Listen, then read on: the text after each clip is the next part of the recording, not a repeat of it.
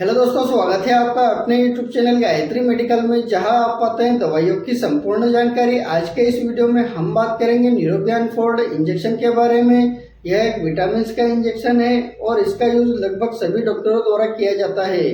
जानेंगे यह इंजेक्शन आपको मार्केट में किस नाम से मिल जाता है, इसकी क्या स्ट्रेंथ रहती है, इस इंजेक्शन में कौन कौन से कंपोजिशन मिलाए जाते हैं, इस इंजेक्शन का यूज किन किन कंडीशन में किया जाता है, इस इंजेक्शन का क्या डोज रहता है और इसे कितने दिन तक लगाया जाता है और इसे किस प्रकार से लगाया जाता है, और इस इंजेक्शन को लगाने पर कौन कौन से साइड इफेक्ट हो सकते हैं और इस इंजेक्शन को लगाते समय कौन कौन सी सावधानी रखनी होती है।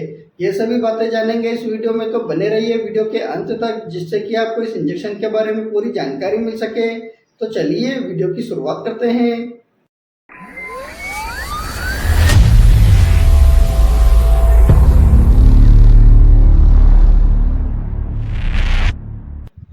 न्यूरोबियन फोर्ड इंजेक्शन की बात करते हैं तो यह एक विटामिन का इंजेक्शन है, और इसके कंपोजिशन की बात करते हैं तो इसमें मिथाइल कोबालामिन, पायरिडॉक्सिन तथा निकोटिनामाइड इसमें मिलाए जाते हैं, जिन्हें हम विटामिन B12, विटामिन B6 तथा विटामिन B3 के नाम से जानते हैं। अब बात कर लेते हैं इस इंजेक्शन में यह विटामिन कितनी मात्रा में मिलाए जाते हैं। इस इंजेक्शन के ड्रग स्ट्रेंथ की बात करते हैं तो इसमें जो मिथाइल कोबालामिन है यह 1000 microgram, pyridoxine 100 mg, nicotinamide 100 mg की स्ट्रेंथ में इसमें मिलाए जाते हैं, और यह जो स्ट्रेंथ होती है यह पर 2 ml की स्ट्रेंथ होती है। यानी कि जब डॉक्टर आपको 2 ml का इंजेक्शन लगाता है तो इतनी मात्रा आपके शरीर में जाती है। जब भी आप इस इंजेक्शन को खरीदते हैं तो इसे डायरेक्ट सनलाइट में न रखें, इसे कम रोशनी वाली जगह पर रखें, और साथ ही इसे 25 डिग्री से लगाकर 30 डिग्री के टेम्परेचर पर रखें, जिससे कि यह इंजेक्शन खराब ना हो। इस इंजेक्शन में जो मिथाइल कोबालामिन है यह शरीर के अलग अलग कार्यों को करने में मदद करता है, जैसे सेल की growth, blood formation, protein synthesis, इनको कार्य करने में मदद करता है। और जो निकोटिनामाइड है यह सेल्स की आवश्यक न्यूट्रिशन अवेलेबल करता है, जिससे कि शरीर में एनर्जी बनी रहती है। और जो पायरिडॉक्सिन है यह मुख्य रूप से फैट, कार्बोहाइड्रेट तथा प्रोटीन के मेटाबॉलिज्म में हेल्प करता है। और जो आरबीसी है यानी कि रेड ब्लड सेल है, इसके फॉर्मेशन में भी यह बहुत ज्यादा मुख्य भूमिका निभाता है। अब बात कर लेते हैं यह इंजेक्शन आपको मार्केट में किस नाम से मिल जाता है। इस इंजेक्शन के ब्रांड नेम की बात करते हैं तो यह न्यूरोबियन फोर्ड के अलावा ब्लूवीट, न्यूरोकाइन प्लस, ये कुछ पॉपुलर ब्रांड नेम है। हो सकता है आपके एरिया में किसी और ब्रांड नेम से मिले तो आप उसे भी यूज कर सकते हैं। अब बात कर लेते हैं इस इंजेक्शन का यूज किन किन कंडीशन में किया जाता है। इस इंजेक्शन के यूज की बात करते हैं तो जैसा कि हम जानते हैं कि यह एक न्यूट्रिशन सप्लीमेंट इंजेक्शन है, तो इसका यूज मुख्य रूप से न्यूट्रिशन की कमी को दूर करने के लिए किया जाता है। जैसे विटामिन की डिफिशियंसी को दूर करने के लिए इस इंजेक्शन का यूज किया जाता है। विटामिन डिफिशियंसी का मतलब होता है कि हमारे शरीर में विटामिन की कमी हो जाना, और विटामिन की कमी के कारण हमारे शरीर में अलग अलग लक्षण दिखाई देते हैं, जैसे व्यक्ति का वजन कम होना, थकान महसूस करना, कमजोरी महसूस होना, चक्कर आना, भूख कम लगना, किसी भी काम में मन नहीं लगना, मुंह में बार बार छाले होना, इस प्रकार की समस्या होने लगती है। तो आपके लिए यह इंजेक्शन बहुत ही फायदेमंद है और इसे डॉक्टर द्वारा लगाया जाता है। इसके अलावा यदि किसी व्यक्ति को पेरिफेरल न्यूरोपैथी नाम की बीमारी हो जाती है तो इस बीमारी में व्यक्ति के हाथ पैर में दर्द होना, जलन होना, सुई चुभने जैसा एहसास होना, इस प्रकार की समस्या होने लगती है। और यह जो दर्द है नॉर्मल पेन किलर से ठीक नहीं होता है, तो उस समय उसको ठीक करने के लिए इस इंजेक्शन को लगाया जाता है और व्यक्ति को बहुत ज़्यादा फायदा मिलता है। यदि कोई व्यक्ति रनिंग करता है, वर्कआउट करता है, स्पोर्ट्स पर्सन है और वह जल्दी थक जाता है, तो उस थकान को दूर करने के लिए भी इस इंजेक्शन को लगाया जाता है और व्यक्ति को बहुत ज़्यादा फायदा मिलता है। यदि कोई व्यक्ति अल्कोहल का ज़्यादा सेवन करता है और अल्कोहल के कारण शरीर में कमजोरी आ जाती है, तो उस कमजोरी को दूर करने के लिए भी इस इंजेक्शन का यूज किया जाता है।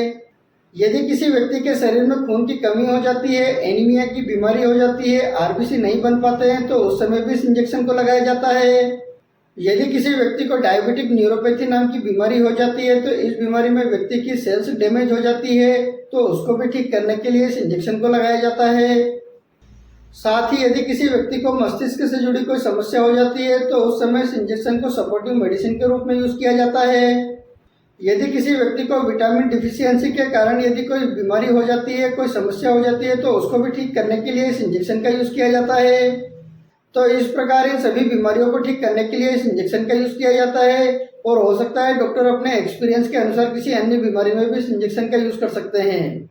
अब बात कर लेते हैं इस इंजेक्शन को लगाने पर कौन कौन से साइड इफेक्ट हो सकते हैं। इस इंजेक्शन के साइड इफेक्ट की बात करते हैं तो इस इंजेक्शन से कुछ कॉमन साइड इफेक्ट हो सकते हैं, जैसे जिस जगह पर इस इंजेक्शन को लगाया जाता है वहाँ पर redness, swelling, itching, burning sensation, nausea, vomiting, abdominal pain, headache, gastric irritation, constipation, इस प्रकार के कुछ कॉमन साइड इफेक्ट हो सकते हैं।